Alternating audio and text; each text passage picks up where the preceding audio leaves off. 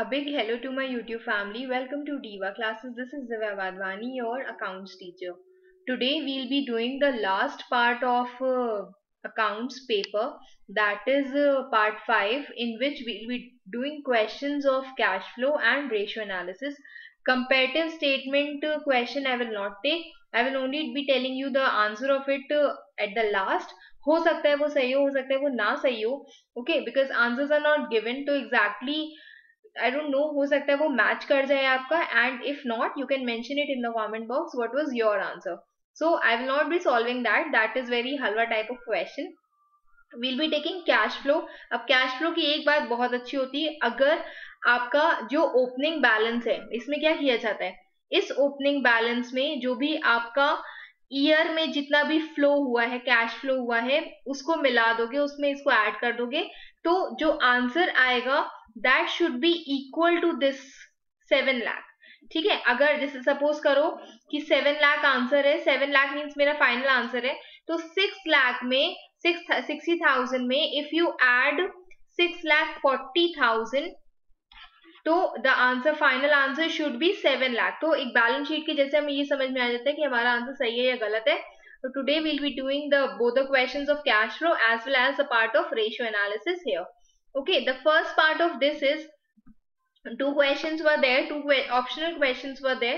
This side was comparatively easier, जिसमें hopefully ज़्यादातर students ने ये वाला question किया होगा. The question says that profit for the year before considering dividend and tax, मतलब dividend और tax हमने इसमें नहीं consider किया है, तो obviously उसका हम कोई भी treatment यहाँ पर नहीं करेंगे.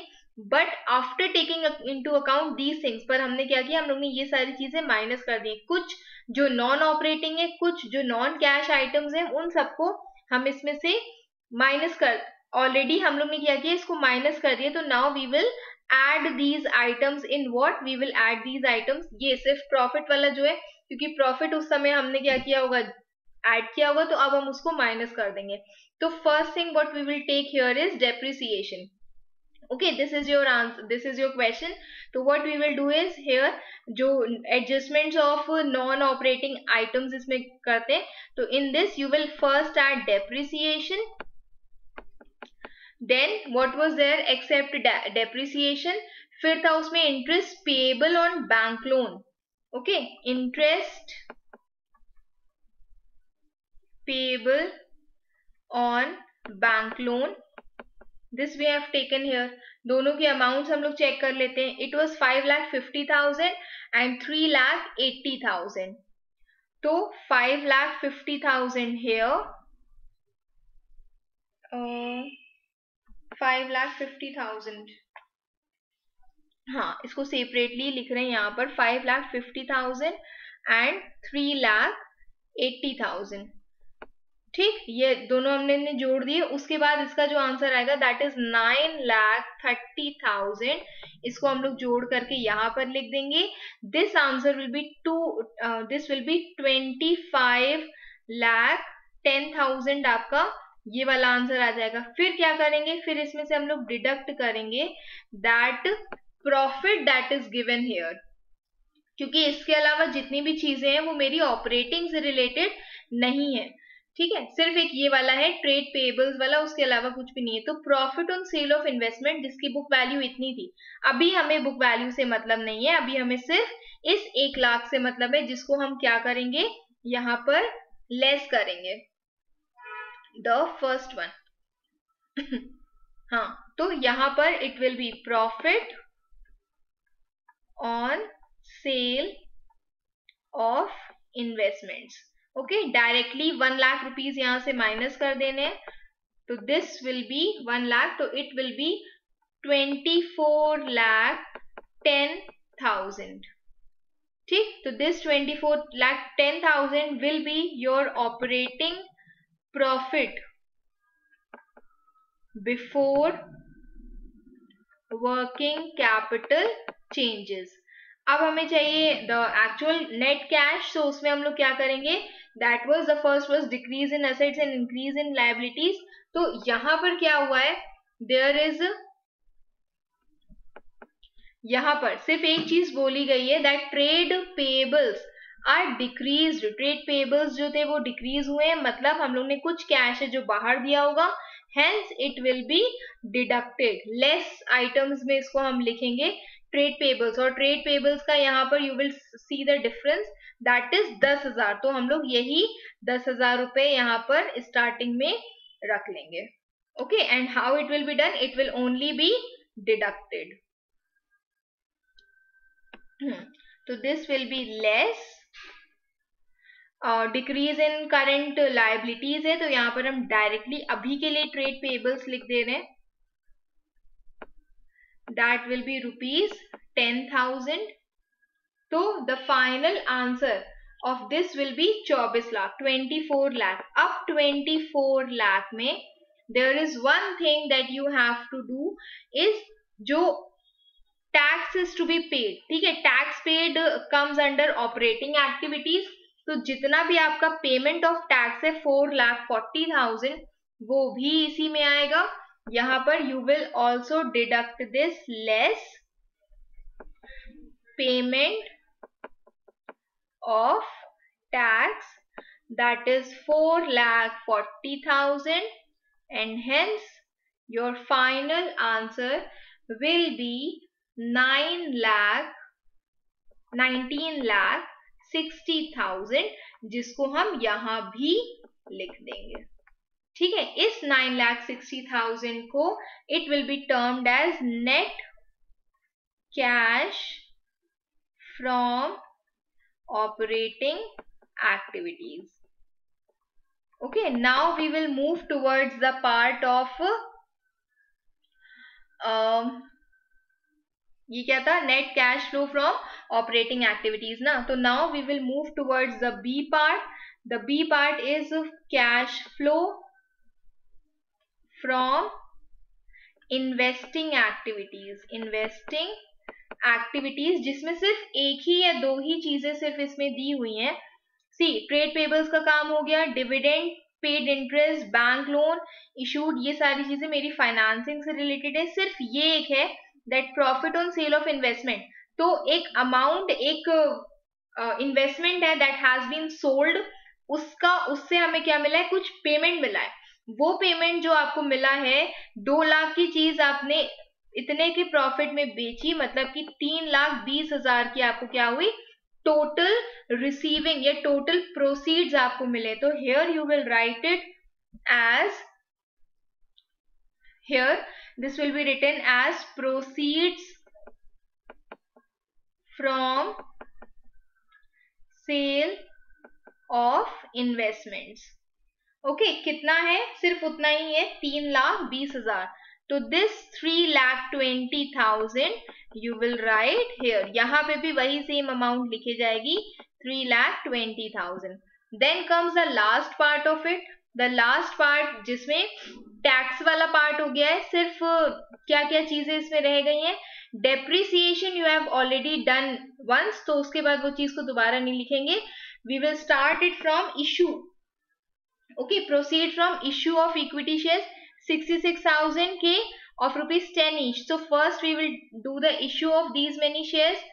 Issued means you have received something, so this will be shown. अच्छा, सबसे पहले यहाँ पर let me write it the C part. This is C, that is cash from, ये जो आंसर आएगा this is also be termed as net cash from investing activities. Third है cash from financing activities, जो main head होता है financing activities, जिसमें the first thing that you have taken is proceeds from issue of equity shares। ठीक है, कितना आया है इसका आंसर,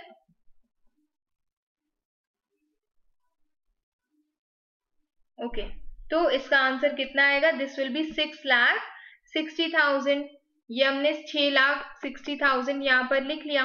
फिर उसके बाद next is the repayment of bank loan.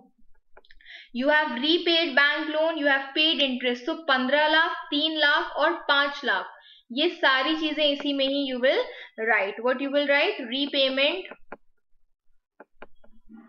Of bank loan, ठीक है। 15 लाख जब आप कोई चीज रीपे कर रहे हो, देखो ये तो मेरा प्लस आइटम हो गया, ये 15 लाख मेरे माइनस में जाएंगे। उसके बाद next will be paid interest on bank loan, you have paid interest on bank loan, जितना लिखा हुआ है सिर्फ उतना ही हमें लिखना है, that is 3 lakh. Again this is a minus figure, इसको भी आप ब्रैकेट में लिखोगे। Next is you have paid dividend of 5 lakh, okay, इसको भी आप how you will write, this will also be written in bracket figures, that is 5 lakh. After this 5 lakh 5 lakh, ये वाला पार्ट आपका टोटल कंप्लीट हो गया। इसमें ये जितना भी आंसर आपका है, इसको यहां पर भी directly you can write it as, I will write it with blue, this is 16,40,000।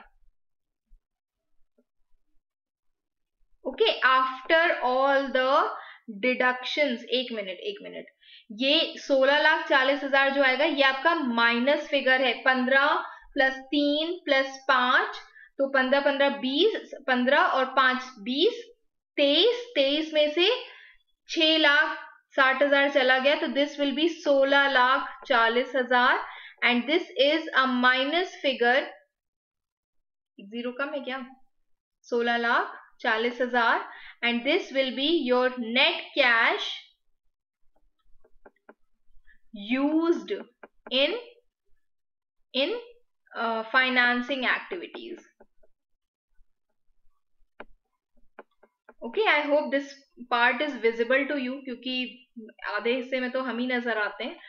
उसके बाद next what you will do is कि ये जब आप इसको टोटल करोगे तो आपका जो फाइनल आएगा, what you have to do is you have to write it as net increase or decrease in, यहां पर इसको लिख देते हैं, it will be written as net increase और decrease in cash and cash equivalents.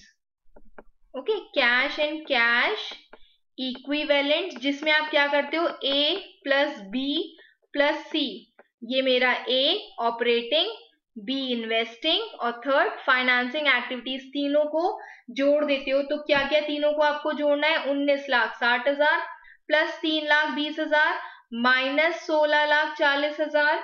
तो जब इन तीनों को जोड़ोगे तो जो फाइनल आंसर विल बी 6,40,000। इस 6,40,000 में करके देख लेना, I have already added and solved this, ठीक है। इस 6,40,000 में what you will do, you will add the opening balance, opening balance, या फिर जिसको आपने मेंशन करोगे as cash and cash equivalents in the beginning, that is 60,000 और जो फाइनल आंसर होगा दैट विल बी 7 लाख, ठीक है, 7 लाख। तो this will be termed as cash and cash equivalents, cash and cash equivalents at the end, last में जितना था वो ये आ जाएगा। Okay, and this will be done with double line, your answer is close, that is 7 lakh.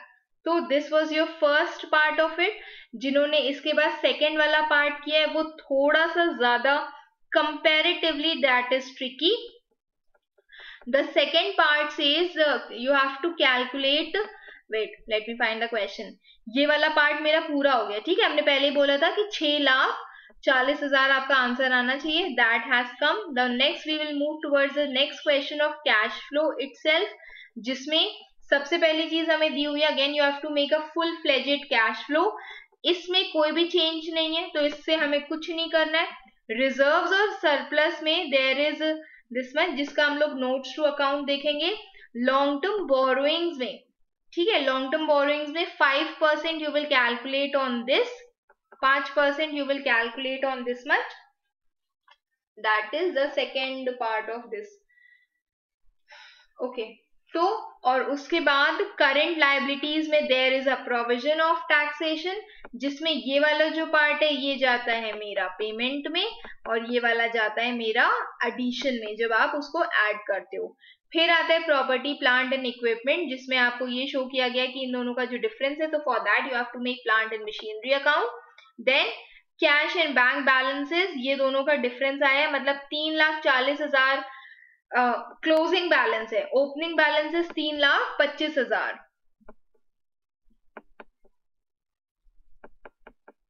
Okay, तो जो इनका डिफरेंस होना चाहिए, means your answer should come is 3,15,000 और उसके बाद इज जनरल रिजर्व, जिसमें again there you have to see is the transfer कितना आपने किया है दोनों में, देन बैलेंस ऑफ P&L, जिसमें अगेन यू विल सी कि दोनों के बीच का डिफरेंस जो होगा वो 30,000 रुपीज आपका इस साल का प्रॉफिट होगा। Then machinery has been sold of this much for a loss of this much. You have issued 5% debentures at a discount of this much. ये जो discount is written off from general reserve. तो अगर specifically mentioned है, question पे debate भी चली थी, तो एक अगर specifically mentioned है कि general reserve से आप write off कर रहे हो, तो it will not be written in the part of addition in the operating activities, उसमें इसको नहीं लिखा जाएगा। ओके, देन नेक्स्ट, और इसके बाद कुछ नहीं है इसमें, फिर वो रेशियो एनालिसिस वाला क्वेश्चन है।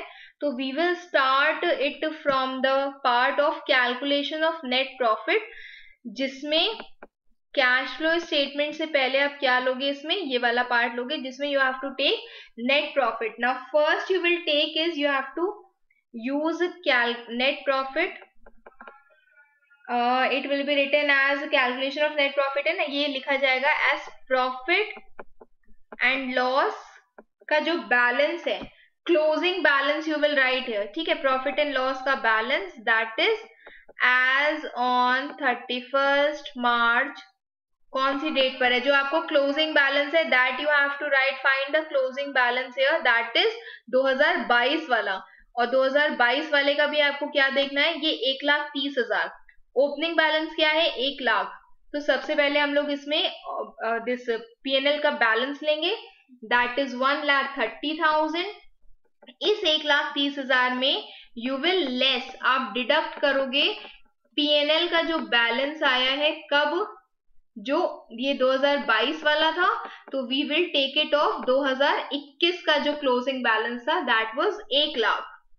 ओके, 1 लाख हमने लिया, ये आया मेरा 30,000, ये 30,000 में what you will do, you will add, what will be added, what things will be added is, first is transfer to reserve, general reserve दिया हुआ है, अभी हम लोग उसको देखेंगे। Second will be added is provision for tax, okay, जो current year का प्रोविजन है हम लोग वो लेते हैं, तो ये दो चीजें जो आप इसमें ऐड करोगे। What things are there is, first is general reserve में जितना ट्रांसफर हुआ है 20,000 से 30,000 हुआ है, मतलब 10,000 का ये transfer to reserves you will take, and second is provision for tax, जो आप करंट ईयर का लोगे ये वाला, ओके, 30,000, तो 10,000 इज ट्रांसफर टू रिजर्व्स जिसको आप ऐड करोगे, और प्रोविजन फॉर टैक्स को भी, दैट इज कितना का provision for tax 30,000, that is for current year, तो 30 60 plus 10 70,000 is the profit that you will take, this is net profit before tax, जिसमें आपकी सारी वर्किंग शो होगी। ठीक है, अब एक और चीज इसमें करनी है, is to make the machinery account. Machinery account के लिए क्या कहा गया है कि उसका opening balance was 7,80,000, closing balance was 6 lakh. ठीक, 7,80,000 और 6 लाख, ये दोनों चीजें दी हुई है इसमें। सेकेंड इज कि एक machinery has been sold, so now first thing that you will write here is the opening balance of this.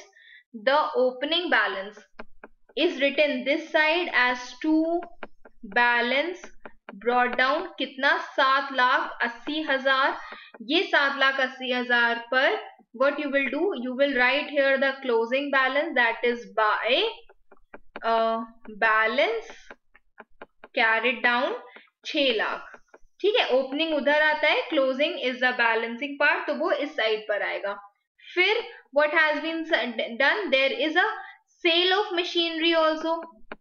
ठीक है, अब देखो सेल ऑफ मशीनरी कितना है, sold a machinery of 90,000 at 10 rupees का लॉस, तो बाय 90,000 ना, बाय सेल ऑफ मशीनरी, तो it will be written as by bank account bracket में सेल ऑफ मशीनरी कितना 90,000, लॉस भी इसी तरफ आता है by loss on sale of machinery कितना 10,000। ठीक, अब ये हो गया 7,80,000, ये हो गया 6 lakh plus this much is 7 lakh. तो hair as balancing figure what will come is depreciation, that will be shown here as balancing figure. Okay, यहाँ पर आता है तो it should have been sale of, it should have been purchase of machinery। यहाँ पर अगर ये आएगा तो वैसे तो ये सेल ही आता है, बट क्योंकि अगर हमने कोई भी डेप्रिसिएशन इसमें नहीं दिया है तो it will be considered as depreciation. इसकी जितनी भी वर्किंग होगी वो भी डेप्रिसिएशन के अकॉर्डिंग ही होगी, that is 80,000 rupees, and this will be written here as the total 7,80,000। Okay, तो हमें ये पता चल गया कि ये भी 80,000 है जिसको हमें क्या करना है, ऐड ही करना है। अगर हम इसको परचेज कंसिडर करते तो ये प्रोसीड से माइनस, अगर हम इसको सेल कंसिडर करते तो ये प्रोसीड्स में प्लस होता, बट वहां पर it will not be plus, it will not be added. ये क्या होगा, this will be sale of machinery, this will be the part of depreciation। तो in this part of depreciation what will be done here, the सबसे पहली चीज we will take the part of net profit जो 70,000 थे, ठीक है। उसके बाद is interest on debentures, interest on debentures is taken, where is interest on debentures, this 5%, 5% of 2,60,000 का 5% we will take। Okay, तो this is how we will do this, is this we have done, ये वाला machinery वाला part मेरा हो गया। तो now we will take this as ये cash flow we have to take। okay, तो कैश फ्लो में first thing is the cash flow from operating activities, जिसमें सबसे पहली चीज that has been done is net profit before tax. Okay, अब एक और चीज, एक और हम क्लैरिफिकेशन इसमें दे दें कि इन केस यहां पर you are taking this part, कहां गया मेरा क्वेश्चन, कहां गया, ये वाला ना, हाँ, इन केस यू कैन, देखो दोनों ही तरीके से इसको हम लोग यूज कर सकते हैं। ये जो मशीनरी वाला पार्ट है, अगर यहां पर you can, if not depreciation, आप इसको एक और सेल ऑफ मशीनरी भी कंसिडर कर सकते हो। ऑल इन ऑल आपको ये पता है कि 80,000 रुपए आपका बैलेंसिंग फिगर आया है, ठीक है। तो now we will move towards the part of cash flow from operating activities, means we have to make the whole of cash flow। the first part of this is you have to take net profit before tax। the net profit before tax was 70,000। okay, 70,000 was net profit before tax। in this what you will add, you will add this part as interest on debentures। Interest on debentures भी कितने पर था, वो था आपका 2 लाख, जो मेरा पहले वाला था, ओपनिंग वाला जो था 2 लाख पर, 2 लाख पर यू विल टेक 5%। 2 लाख था, 2,60,000 था, 2,60,000 पर you will take 5%, that is 13,000। Okay, फिर you will take loss on sale of machinery, loss on sale of machinery, that is 10,000। then if you will consider that balancing figure as depreciation, वैसे तो depreciation का account अलग बनता है, then it will be 80,000। अगर आप इसको यहाँ कंसिडर नहीं करते हो तो it will be written there as sale of machinery। तो वो मतलब दोनों ही केसेस में वो ऐड ही हो रहा है, इसलिए आपके आंसर्स जो है वो सेम जाएंगे। तो you can consider it here also as sale of machinery, और वहां पर आपका इन्वेस्टिंग एक्टिविटी में चला जाएगा, ठीक। तो this will B that net cash, this will B 1,70,000, 73,000। आप क्वेश्चन देखोगे आपको पता चलेगा इसमें कोई भी करंट असेट्स ऐसा कुछ भी नहीं है, कैश और बैंक बैलेंसेस हम लोग लिखते नहीं है उसमें, ठीक है, वो सबसे लास्ट में उसकी वर्किंग शोज की जाती है। तो this will be your cash before working, operating profit before working capital changes. और इसी में what you will do is you will deduct the provision for tax, जो आपका कौन से साल का था, जो आपका पिछले साल का प्रोविजन 25,000 का ये था, 10 ये जो 30,000 है ये हम लोग प्रोविजन फॉर टैक्स में जोड़ देंगे, ये जो 25,000 है इसको हम लोग पेमेंट में माइनस कर देंगे। ओके, तो that provision for tax is written as payment of tax, कितना 25,000।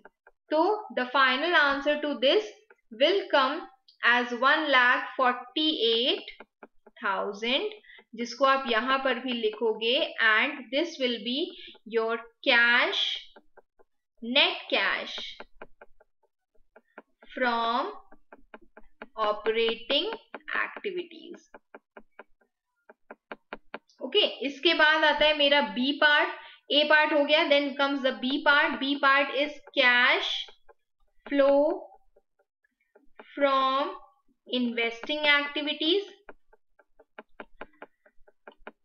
और अगेन आई एम सेइंग कि in case you are not considering this as depreciation here, तो आप उसको यहां पर भी लिख सकते हो, वैसे होना ये यहीं पर ही चाहिए, but since depreciation was not given तो I am writing it there.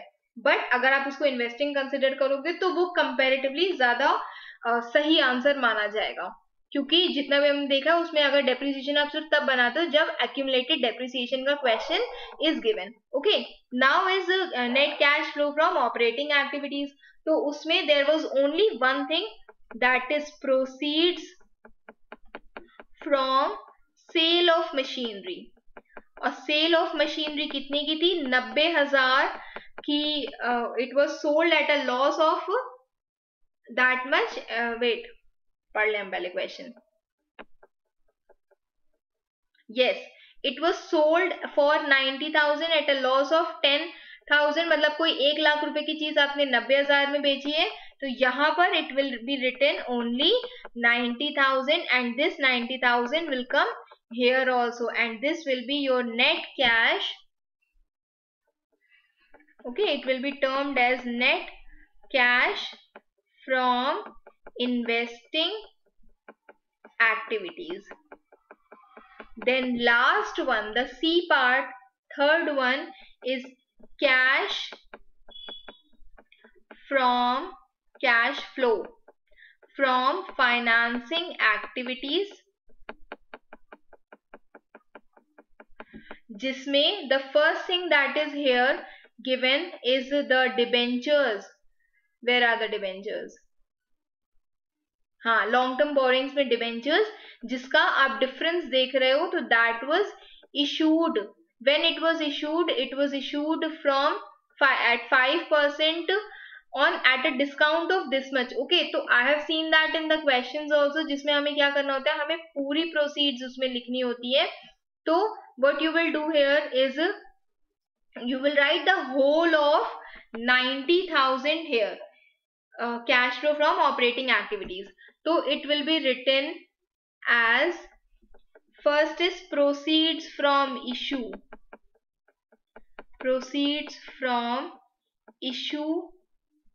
of debentures, जिसमें हम full amount लिखेंगे, that is 90,000.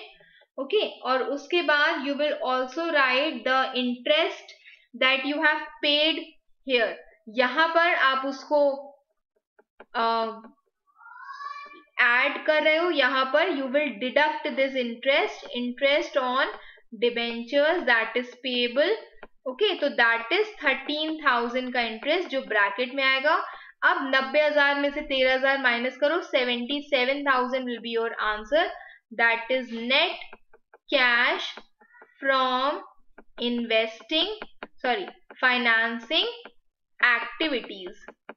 ये फाइनेंसिंग एक्टिविटीज वाला पार्ट हो गया। Just wait for a second. Okay, तो इसके बाद the next part of this is the part of net cash and cash equivalents. अब हमें क्या करना है, ए, बी और सी, इन तीनों को ही यहाँ पर जोड़ देना है, ठीक है। नेट इंक्रीज, क्योंकि इंक्रीज ही हो रहा है तीनों चीजें यहाँ पर, this is also 77,000. Net increase in cash and cash equivalents, तो 1,48,000 plus 90,000 plus 77,000 will equal to 3,15,000. You will add the cash and cash equivalents in the beginning वाले, in the beginning of the year वाले, जो कितने थे, cash और cash equivalents in the beginning वाले, that were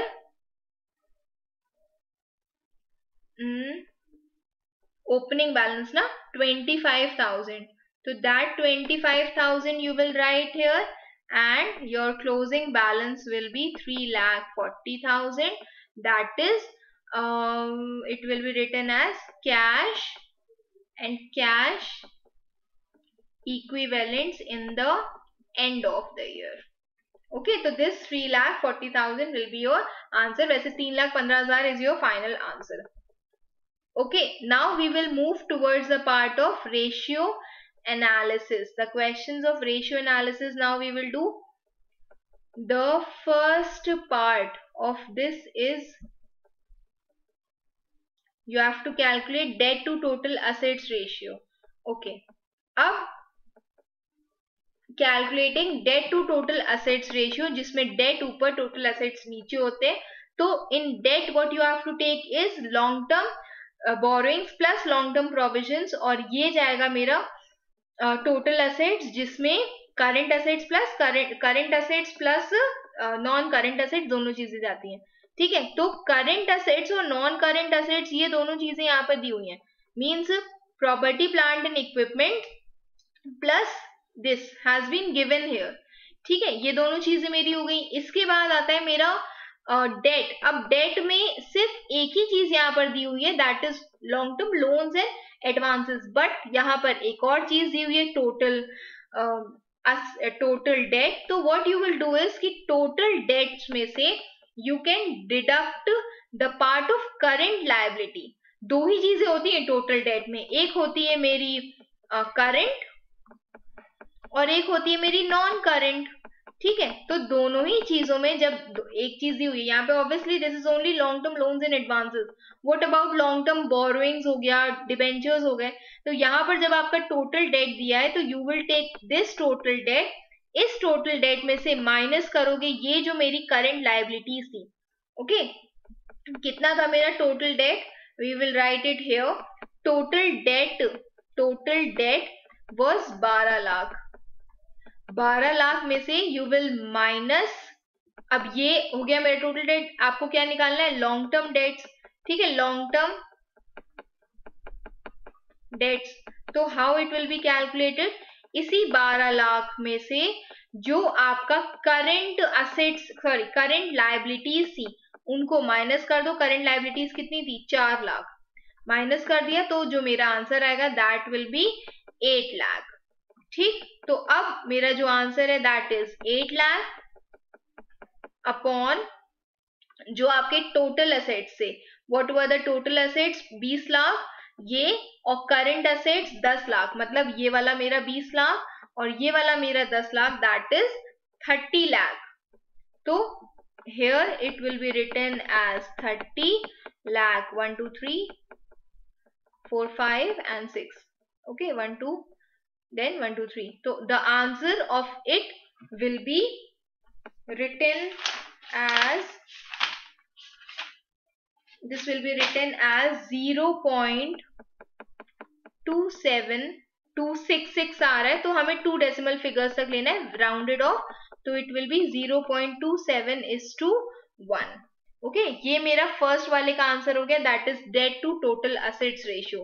then second one is trade payables to turnover ratio, जिसमें हम लोग नेट क्रेडिट परचेजेस चेक करना है। अब देखो इसमें एक चीज दी हुई है, ये हमने वैसे तो this kind of question I have not seen in the book, हो सकता है कि आपको मिल जाए, मुझे नहीं मिला, okay. The first thing in this is कि हमें पेमेंट टू ट्रेड पेबल्स ये दिया हुआ है। अब what you have to do in this is कि you have to calculate purchases. Purchases कैसे मिलेगा? ये जो amount that you have paid is, उसमें व्हाट यू विल ऐड इस पेमेंट जो आपका क्लोजिंग है, क्लोजिंग बैलेंस जो दिया हुआ है ये वाला 80,000, उसको जोड़ दो जो मेरे लास्ट वाले होंगे, और ये वाला जो है इसको माइनस कर दो, तो जो आपका आंसर आ जाएगा that will be your credit, your purchases of this year. तो what we will do here is, जो मेरा पेमेंट टू ट्रेड पेबल्स था कितना था? Payment to trade payables was 3,20,000। Okay, 3,20,000 में जो आपके क्लोजिंग ट्रेड पेबल्स है, closing trade payables means the bills payable plus creditors जो एकदम एंड में है, 80,000 हो गए आपके 4 लाख, इनको जोड़ दिया, माइनस क्या कर दिया आपने? 70,000। तो your final answer this you have deducted, तो इसके बाद जो आपका फाइनल आंसर आएगा दैट विल बी 3,30,000। इस 3,30,000 में से when you will returns to credit suppliers means 30,000 आप और उसमें से माइनस कर दोगे, your answer will be 3 lakh। ये हो गया मेरा 3 lakh, 1 2 3 4 5, 3 lakh will be your answer। ठीक है, ये मेरा परचेजेस है। अब ये परचेजेस में कहीं भी कैश क्रेडिट नहीं दिया है, तो we will consider it as net credit purchases. अब आते हैं मेरे 3 लाख जो हम ऊपर लिखेंगे, net credit purchases upon average trade payables. Average trade payables मतलब 80,000 plus 70,000, opening plus closing upon 2, तो 80,000 plus 70,000 that will B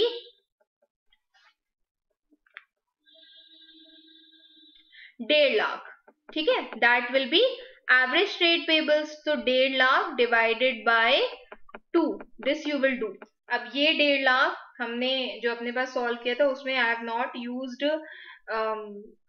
divide, हमने नहीं किया था, तो I will recalculate this. This will B 3 lakh divided by 1.5 lakh means, अब रुक जाओ, पहले हम जरा मैथ्स में कमजोर है, वैसे मुझे पता है वो 75,000 होगा, डिवाइडेड बाय 2 किया, दिस विल बी 75,000। ठीक है, तो इट विल बी 75,000। अब ये 3 lakh will be divided by 75,000, तो your answer will be 4 times, means आपका जो ट्रेड पेबल्स का रेशियो होगा, टाइम्स में पूछा जाता है, it will be 4 times. Okay, now we will move towards the next question. ये मेरा फर्स्ट हो गया, मेरा सेकंड हो गया। अब आता है तीसरा वाला, that is quick ratio, in which 3 things are given, total current assets is given, working capital is given, prepaid expenses is given। working capital का जो फॉर्मूला होता है that is current assets minus current liabilities। since current liabilities are not given, तो first we will calculate the current liabilities। okay, कितना दिया हुआ है? working capital is 60,000 and total current assets is 90,000। तो here we will move towards our last 2 questions only। first is we will take the part of working capital। working capital means current assets minus current liabilities। ठीक है, current assets कितना था? it was 90,000। रुक जाओ, हम check करने फिर से। current assets was 90,000, working capital was 60,000, तो this current liability is not given, और ये दिया हुआ है मेरा 60,000। ठीक, तो मैथ्स के रूल के अकॉर्डिंग हम क्या करेंगे, हम इसको इधर भेज देंगे और इसको इधर भेज देंगे, और साइन को हम लोग चेंज कर देंगे। तो how it will be done, current liabilities is equal to current liabilities is equal to 90,000, मतलब आपका current assets minus working capital that is 60,000। ठीक है, तो current liabilities will be 30,000। अब ये हो गई मेरी current liabilities। अब आता है मेरा quick ratio। quick ratio का मैंने एक फॉर्मूला यहाँ लिखा हुआ है कि current assets minus prepaid expenses होता है। tell me there is one more thing that is deducted from current assets। tell me, if you want me to give you the answer, bless you, मुझे बताओ कि current assets में से और क्या minus करते हैं प्रीपेड एक्सपेंसेस के अलावा to bring on quick assets. ठीक है, क्विक रेशियो अब आ गया जिसमें करंट एसेट्स कितने थे, करंट एसेट्स वाज 90,000, ये 90,000 में you will deduct prepaid expenses, prepaid expenses कितने दिए हुए 30,000, तो here it will be written as 30,000 upon किया, this will also be written as current liabilities कितनी है, दिस इज ऑल्सो 30,000। ठीक है, तो यहाँ पर ये नहीं कि इसको कट कर दे इसको कट कर दे 90,000 आ जाएगा, क्विक रेशियो मेरे 90,000 है, 90,000 नहीं, हमको क्विक रेशियो निकालना है, तो this will B 90,000 minus 30,000 that is 60,000 upon 30,000 you will right, तो दिस विल बी 0 0 कट गए, ये वाला जीरो भी कट गया, इट विल बी 6:3, या इसको कट करोगे तो it will be 2, it will be 1, your answer will be 2:1। ठीक है, जो इसका आंसर आएगा that will be 2:1। Then next question, the last one is inventory turnover ratio. Inventory turnover ratio के लिए क्या कहा गया है यहाँ पर, कीप प्रिपेयरिंग दिस, ऐसा नहीं कि इन सब चीजों को आप देखोगे नहीं तो बस हो गया अकाउंट खत्म, until you are means till you are doing the graduation, your post graduation with these subjects only, ये फिर रिपीट होकर के आएगा। ठीक है, तो keep preparing even if you are giving exams of मतलब any of the competitive exams like I am preparing for KVS, तो if you are giving exams of any of the things, ये तब भी आपको पलट करके ये सब चीजें पूछी जाएंगी। इवन EPFO के पेपर में भी क्या पूछा जाता है, वो गैप के प्रिंसिपल्स पूछे जाते हैं उसमें, generally accepted accounting principles. Okay, now is the part of C inventory turnover ratio में एवरेज स्टॉक दिया हुआ है, ये भी दिया हुआ है, क्या कहा गया है that revenue cost of revenue from operations का 25% इज प्रॉफिट, तो you have to take out the profit part of it, you have to calculate the profit that was made. So how it will be done, average stock is 40,000, inventory turnover is 8%. okay, क्या कहा गया है average stock, अब हम लोग इसका value put करेंगे, this is 8 times यहाँ पर लिखा हुआ है, तो this will B 8 times, I will right here. फिर ऊपर is cost of revenue from operations जो हमें कैलकुलेट करना है, नीचे दिया हुआ है एवरेज इन्वेंट्री दैट इज 40,000, वो एक बार चेक कर ले 40,000 ही था, हाँ दिस इज 40,000। तो now we will move towards, अब हम क्या करेंगे अगेन, हम लोग क्या करेंगे, हम लोग साइन को चेंज कर देंगे, इसको इधर कर दो तो जो आंसर है वो आ जाएगा, तो cost of revenue from operations will be 40,000 multiplied by 8। Okay, 8 4s, this will B, गणित कमजोर है मेरी बहुत ज्यादा, दिस विल बी 3,20,000। वो कहते हैं ना either you are a maths person और एन इंग्लिश पर्सन, तो I am an English person, I am not a maths person. ठीक, सिर्फ माइनस प्लस आती मुझे, वो भी बहुत बेसिक वाली। 3,20,000, तो ये 3,20,000 is your cost of revenue from operations.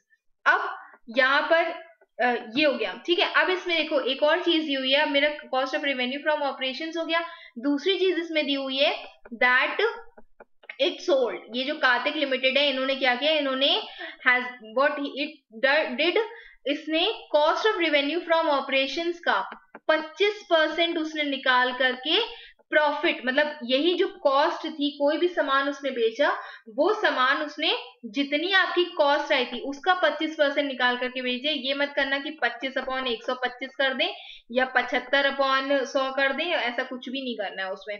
ठीक, simply it will B cost, अगर हम लोग ये कंसिडर करते हैं कि ये 100 है, तो बस उसी 100 का ही 25% आपको निकाल देना था। तो what is will be done here, ये जो 3,20,000 आपका cost of revenue from operations आया है, सिर्फ उसका 25/100 you will do and your answer will B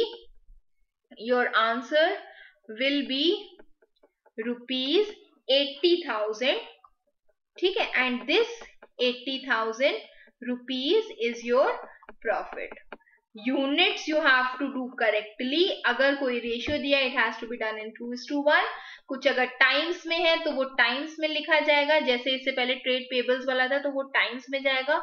अगर यूनिट्स आपने कहीं पे भी नहीं मेंशन किए तो sincerely half marks will be deducted for your units. Okay, now I am closing this part. अच्छा, कंपैरेटिव का मेरा वाला प्रॉफिट बचा हुआ था ना, कंपैरेटिव का प्रॉफिट. तो माय जो प्रॉफिट बिफोर टैक्स मेरा आया है, इट इज, कहाँ पे बताएं, everywhere it is occupied. Let me find some space जहां मैं लिख के बता पाऊं और जगह बचे थोड़ी सी. ओके, तो यहीं पर ही this here I am telling it. यहाँ पर कंपैरेटिव का मेरा जो प्रॉफिट आया है, हो सकता है वो सही हो सकता है वो ना सही हो. That is A B absolute change. ठीक है, और परसेंटेज पूछी गई है ना, तो मेरा है दिस ए का आया है 1,40,000. दूसरे का आया है मेरा 1,40,000. दूसरे सेकंड वाले का आया है मेरा 75,000. जो एब्सोल्यूट चेंज है दैट इज 65,000. और जो परसेंटेज चेंज आई है दैट इज 86.67. टेल मी अगर किसी और का भी यही वाला यही सेम आंसर आ रहा है. नहीं तो फिर मेरा आंसर गलत है. This is why I am not solving it. Okay, keep preparing for whatever exams are left. Best wishes for your exam. Thank you.